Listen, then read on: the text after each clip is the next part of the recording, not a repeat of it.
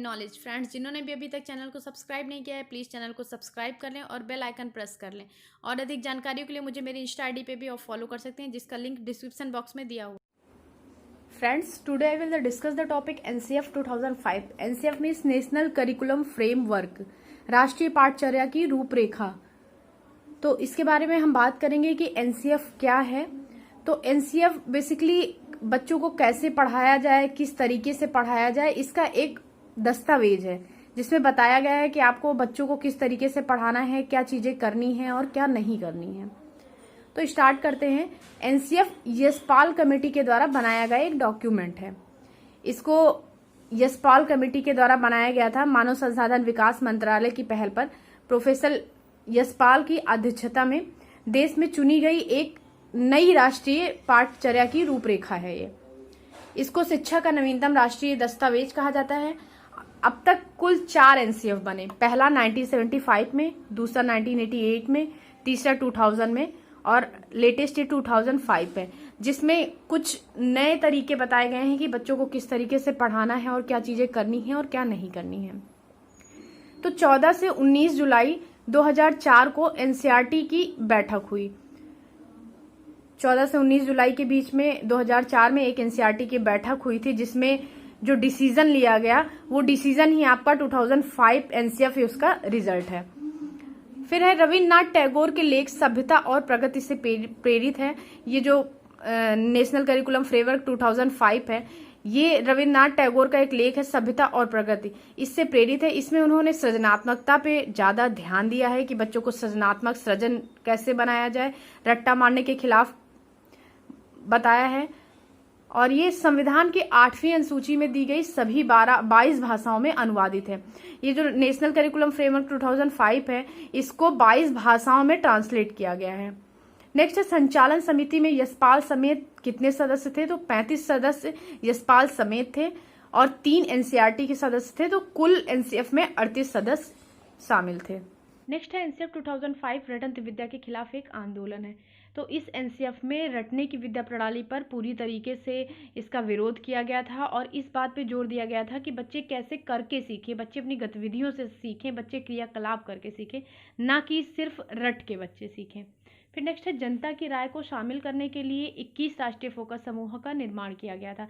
इस एनसीएफ को बेहतर बनाने के लिए 21 राष्ट्रीय फोकस समूहों का निर्माण किया गया था। उसमें होता क्या था कि जो एनजीओ होते हैं, जो गरीब बच्चों को शिक्षा देते हैं और जो गरीब अभिभावक होते हैं, तो इन सभी की राय को शामिल करने के लिए फोकस समूह बनाए गए थे। ये फोकस समूह हर जगह जाकर गरीब बच्चों को जो शिक्षा देते थे एनजीओ, उनके पास जाके अभिभावकों की समस्याओं को समझकर ये कमेटी के पास मेल, मैसेज या लेटर के द्वारा यशपाल कमेटी को समस्याएं भेजते थे। उस समस्याओं को जानकर, अच्छे से समझकर क्या समस्याएं आ रही हैं, यशपाल कमेटी उसको समझकर फिर उसने एक नई राष्ट्रीय पाठचर्या की रूपरेखा का निर्माण किया। ये 21 राष्ट्रीय फोकस समूहों को निर्माण इसलिए किया गया था जिससे बेहतर ये समझा जा सके कि किस प्रकार की बच्चों को समस्याएं आ रही हैं, किस प्रकार से अभिभावकों को समस्या आ रही हैं, अभिभावक बच्चों का फीडबैक किस तरह दे रहे हैं कि उनके बच्चों को और किस चीज़ की नीड है। तो इन सारी चीज़ों को समझने के लिए राष्ट्रीय फोकस समूहों का निर्माण किया गया था। नेक्स्ट है प्रिंसिपल्स ऑफ एनसीएफ 2005, मतलब कि मार्गदर्शी सिद्धांत क्या हैं एनसीएफ के। तो फर्स्ट है शिक्षा को स्कूल के बाह्य जीवन से जोड़ा जाए, मतलब शिक्षा को सिर्फ चार दीवारी के अंदर ना रखा जाए, बाहर के जीवन से भी शिक्षा को जोड़ा जाए। फिर है शिक्षा को रटंत प्रणाली से मुक्त करें, मतलब सिर्फ बच्चे का ये टारगेट नहीं होना चाहिए कि उनको सिर्फ रटना है, रट के पढ़ के पास होना है। शिक्षा को चिंतात्मक बनाना चाहिए, व्याख्यात्मक बनाना चाहिए कि बच्चे खुद से उस चीज़ का चिंतन करें, उस चीज़ को समझें। रटंत प्रणाली नहीं होनी चाहिए। फिर शिक्षा को केवल पुस्तकों तक ना रहने दें। कहने का क्या मतलब है कि जो बच्चों की शिक्षा है वो सिर्फ पुस्तक तक, मतलब बुक्स तक लिमिटेड नहीं होना चाहिए कि 10 चैप्टर्स हैं, बच्चे ने उनको पढ़ लिया, उनका क्वेश्चन आंसर दे दिया, लिखवा दिया गया, तो ये नहीं होना चाहिए। केवल पुस्तकों तक नहीं रखने देना चाहिए। बच्चों के शिक्षा को उनके जीवन से जोड़े, उनके समाज से जोड़े, सिर्फ पुस्तकों तक सीमित नहीं रखना है। नेक्स्ट है कक्ष को गतिविधियों से जोड़ा जाए व परीक्षा प्रणाली को लचीला बना जाए। कहने का मतलब वही है कि बच्चे से एक्टिविटीज़ कराई जाएं, उनसे क्रियाकलाप कराया जाए। अगर बच्चे किसी चीज़ को करके सीखेंगे तो वो बच्चों के माइंड में अच्छे से सेट होता है। तो इसलिए बच्चे को गतिविधियों से, कक्षा को गतिविधियों से जोड़ा जाए। जो कक्षा है उसमें आप बच्चों से एक्टिविटीज़ कराइए, उनसे ऐसा कुछ कराइए जिससे वो खुद से करके, लर्निंग बाय डूइंग होना चाहिए कि बच्चे करके सीखें। फिर वो परीक्षा प्रणाली को लचीला बनाया जाए। लचीला बनाने का क्या मतलब है कि जो होता है कि बच्चे के वर्ष के अंत में सिर्फ एक परीक्षा ली जाती है, उससे क्या होता है, साल में एक बार परीक्षा लेने से बच्चे के अंदर एक परीक्षा के नाम का डर होता है, उनके अंदर एक तनाव होता है कि कैसे हमें पेपर देना है। तो इस चीज़ को ख़त्म करने के लिए सतत व व्यापक मूल्यांकन अपनाना चाहिए। सतत व व्यापक मूल्यांकन का क्या मतलब है कि आप बच्चे से मंथली एग्ज़ाम ले लें या वीकली एग्ज़ाम ले लें। इससे क्या होता है कि बच्चे के अंदर का एक फोबिया जो एग्ज़ाम को लेकर होता है वो ख़त्म होता है। एक बच्चे के अंदर कॉन्फिडेंस होता है, उसे होता है कि हाँ, हमने एग्ज़ाम दिया है, अच्छे से उसका एग्ज़ाम हो जाएगा। ये प्रेशर नहीं होगा कि अरे मैं पहली बार एग्ज़ाम दे रहा हूँ तो मेरा एग्ज़ाम ख़राब हो जाएगा, कैसे देना है। ये एक फोबिया बच्चे के अंदर से ख़त्म होना चाहिए। तो वही कहा गया है कि परीक्षा प्रणाली को लचीला बनाया जाए। नेक्स्ट है राष्ट्रहित व प्रजातंत्र का माहौल शामिल किया जाए। कहने का मतलब है कि सिर्फ बच्चे बुक्स तक लिमिटेड ना हो, एक उनको ये भी पता हो कि राष्ट्रहित के लिए राष्ट्रीय महत्व क्या है, प्रजातंत्र का माहौल, मतलब इन सब चीज़ों का राष्ट्रीय महत्व उनको समझ में होना चाहिए। उनका सिर्फ ये टारगेट नहीं होना चाहिए कि बच्चे को सिर्फ डिग्री लेकर पास हो जाना है, ये टारगेट बच्चे का नहीं होना चाहिए। उसको राष्ट्रीय महत्व का भी ज्ञान होना चाहिए कि हमारे राष्ट्र हित के लिए क्या चीज़ें अच्छी हैं। तो शिक्षा में इसको भी शामिल किया जाए। ये है एनसीएफ के प्रिंसिपल्स। नेक्स्ट है एनसीएफ 2005 के प्रमुख सुझाव क्या हैं। तो एनसीएफ ने कहा है कि बस्ते का वजन बढ़ा है पर गुणवत्ता में सुधार नहीं है। मतलब अगर बच्चों का सिलेबस बढ़ा दिया गया है, ब्रॉड सिलेबस कर दिया गया है, तो इससे बच्चे कुछ सीख नहीं रहे हैं, उनकी क्वालिटेटिव एजुकेशन में कोई भी इम्प्रूवमेंट नहीं है। सिर्फ उनका सिलेबस बढ़ा देना और सिर्फ मोटी बुक्स से कोई भी गुणवत्ता में सुधार नहीं हो रहा है। ये एक असफलता का प्रतीक है। विशाल पाठ्यक्रम और मोटी किताबें एक असफलता का प्रतीक है, ऐसा एनसीएफ 2005 ने कहा है।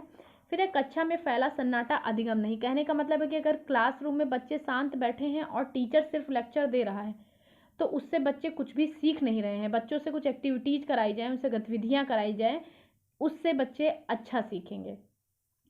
एनसीएफ ने होमवर्क का विरोध किया है कि गृह कार्य से बच्चे कुछ सीखते नहीं हैं। गृह कार्य अगर आपको देना है तो आप कुछ ऐसी एक्टिविटीज़ का गृह कार्य दें जिससे बच्चे खुद कुछ खोज के, कुछ सर्च करके उस पर काम करें। सिर्फ गृह कार्य लिखकर छाप कर बच्चे ले आए, उसका एनसीएफ ने विरोध किया है। फिर है दंड से व्यवस्था होती है पर अनुशासन नहीं। कहने का मतलब है अगर क्लासरूम में बच्चे बैठे हैं, आपने डंडे से उनको डरा धमका के क्लास में शांत बैठा लिया, तो उसमें क्या होता है कि आपने एक व्यवस्था तो मेंटेन कर ली लेकिन उससे कोई अनुशासन नहीं है। अनुशासन कैसे होगा? अनुशासन अगर आप क्लासरूम में बहुत अच्छा पढ़ा रहे हैं, बच्चों से एक्टिविटीज़ करा रहे हैं, बच्चों को भी इन्वॉल्व कर रहे हैं, बच्चे इंटरेस्टेड हैं उन चीज़ों में, तब एक अनुशासन मेंटेन होगा। और सिर्फ दंड से आप व्यवस्था ही बना सकते हैं, अनुशासन नहीं। फिर एक कक्षा 2 तक कोई भी लिखित परीक्षा नहीं, मौखिक या गतिविधि आधारित परीक्षा होनी चाहिए। मतलब क्लास 2 तक बच्चों को कोई भी रिटन एग्ज़ाम नहीं लेना है, बच्चों से ओरली या उनकी एक्टिविटीज़ बेस्ड एग्ज़ाम कराने हैं जिससे बच्चे कुछ सीखें। नेक्स्ट है प्राथमिक शिक्षा का माध्यम मातृभाषा होना चाहिए व उच्च प्राथमिक पर त्रिभाषा फॉर्मूला होना चाहिए। प्राथमिक मतलब कक्षा 1 से 5 तक शिक्षा का माध्यम जो उसकी मातृभाषा है उसकी मातृभाषा में होना चाहिए। जैसे कोई बच्चा हिंदी बोलता है, उसकी मातृभाषा हिंदी है, किसी बच्चे की भोजपुरी है, तो वो मातृभाषा शिक्षा में अपनानी चाहिए कक्षा 1 से 5 तक। और उच्च प्राथमिक कक्षा 6 से 8 तक आप त्रिभाषा फॉर्मूला अपना सकते हैं। जैसे त्रिभाषा फॉर्मूला जैसे होगा कि हिंदी है, इंग्लिश है या फिर संस्कृत या उर्दू। तो 6 से 8 तक आप त्रिभाषा फॉर्मूला बच्चों के साथ अपनाना चाहिए। फिर बालकों के चहुमुखी विकास पर आधारित पाठचर्या होनी चाहिए। मतलब कि बच्चों का ऐसा पाठ्यक्रम होना चाहिए जिससे उनका सर्वांगीण विकास हो, सिर्फ पुस्तकों का तक ही उनका विकास ना सीमित रह जाए। फिर है गतिविधि पर आधारित शिक्षा प्रणाली। कहने का वही मतलब है कि सिर्फ बच्चे रटे नहीं, सिर्फ बच्चे व्याख्या अध्यापक की ना सुने, बच्चे खुद भी इन्वॉल्व हों उस एक्टिविटीज़ में जिससे वो खुद से करके सीखें। तो गतिविधि पर आधारित शिक्षा प्रणाली होनी चाहिए, ऐसा एनसीएफ 2005 कहता है। नेक्स्ट है एनसीएफ कहता है कि इन 4 क्षेत्रों पर भी ध्यान दिया जाना चाहिए। वो 4 क्षेत्र कौन कौन से हैं? एक कला, काम, स्वास्थ्य व शारीरिक शिक्षा, शांति। कला का मतलब मनोरंजन, काम गतिविधि कि बच्चा गतिविधि करके सीखे, स्वास्थ्य व शारीरिक शिक्षा भी बच्चे को मिलनी चाहिए जिससे बच्चे को ये पता हो कि उसको अपना स्वास्थ्य कैसे सही रखना है, शारीरिक शिक्षा के क्या महत्व हैं। और शांति मतलब बढ़ती हुई हिंसा को देखते हुए शांति का भी पाठ पढ़ाना जरूरी है बच्चों को कि कैसे शांति बनाई रखी जाए। तो इन 4 क्षेत्रों पर भी ध्यान दिया जाना चाहिए। फिर एनसीएफ कहता है कि समाज की विभिन्नता व आर्थिक विषमता को समाहित करने के लिए समावेशी शिक्षा, मतलब जो समाज की विभिन्नताएं हैं, विभिन्न वर्ग के लोग हैं, विभिन्न वर्ग से बच्चे हैं, कोई अमीर बच्चा है तो कोई मध्यम वर्ग से बच्चा है तो कोई गरीब वर्ग से बच्चा है, सबकी आर्थिक क्षमताएं अलग अलग हैं। तो इन सभी चीज़ों को समाहित करने के लिए समावेशी शिक्षा का संचालन किया जाए। समावेशी शिक्षा का मतलब कि सभी वर्ग के बच्चे एक साथ बैठ के एक तरीके की शिक्षा ग्रहण करें। मेरे प्रीवियस वीडियो लिस्ट में आप समावेशी शिक्षा के बारे में डिटेल से पढ़ सकते हैं, आप देख लीजिएगा। फिर नेक्स्ट है विद्यालय आधारित आकलन को बढ़ावा के साथ में पोर्टफोलियो आकलन को बढ़ावा। मतलब जो विद्यालय आधारित आकलन है उसके साथ साथ बच्चों में पोर्टफोलियो आकलन मतलब स्व आकलन को बढ़ावा मिलना चाहिए। इससे क्या होगा कि जैसे बच्चे ने देखा कि उसने पहली बार 2 क्वेश्चन गलत किए थे, फिर जब दोबारा से उसने किए तो उसके 1 क्वेश्चन गलत है, तो इससे जब बच्चा स्व आकलन करेगा तो उसमें एक कॉन्फिडेंस बूस्ट होगा कि अब मेरे इतने गलत नहीं हो रहे हैं, अब मेरे इतने क्वेश्चन सही हैं। तो इस तरीके से बच्चा जब स्व आकलन करेगा तो उसकी ज़्यादा सीखने की क्षमता बढ़ेगी। फिर है फेल पास बंद करके ग्रेडिंग सिस्टम को लागू किया जाए। फेल पास से क्या होता है कि बच्चों में एक हतोत्साहित भावना उत्पन्न होती है। कोई बच्चा है अगर 4 घंटे, एक बच्चे का आईक्यू लेवल कम है, एक बच्चे का आईक्यू लेवल ज़्यादा है, लेकिन दोनों मेहनत उतनी ही कर रहे हैं। 4 घंटा वो भी बच्चा पढ़ रहा है जो 95 मार्क्स स्कोर कर रहा है, और 4 घंटे वो भी बच्चा पढ़ रहा है जो 33% स्कोर कर रहा है। तो बच्चा मेहनत तो उतनी ही कर रहा है, लेकिन बच्चे का आईक्यू लेवल अलग है, इस वजह से बच्चे की सीखने की क्षमताएं अलग अलग हैं। तो इसकी बेसिस पे बच्चे को अगर फेल पास किया जाता है तो बच्चों के अंदर एक हतोत्साहित की भावना उत्पन्न होती है, इसलिए फेल पास को बंद करके ग्रेडिंग सिस्टम लागू किया जाए। फिर है पूर्व ज्ञान से नवीन ज्ञान को जोड़ें। कहने का मतलब है कि अगर कोई बच्चा कहीं गांव से है, कोई बच्चा शहर से है, तो इस तरीके से सभी बच्चों का ज्ञान अलग अलग होता है। तो हम ये जानने की कोशिश करें कि बच्चे का पूर्व ज्ञान क्या है, उस ज्ञान से जोड़ते हुए हम नवीन ज्ञान को, मतलब जो पुराना ज्ञान है उसका, उससे जोड़ते हुए हम नवीन ज्ञान की स्टार्टिंग करें। जैसे अगर हमें कोई नया टॉपिक पढ़ना है तो हम पहले ये जानने की कोशिश करें कि उस टॉपिक से रिलेटेड बच्चे का पूर्व ज्ञान क्या है, वहाँ से हम स्टार्ट करके फिर हम अच्छे से बच्चे को नवीन ज्ञान दें।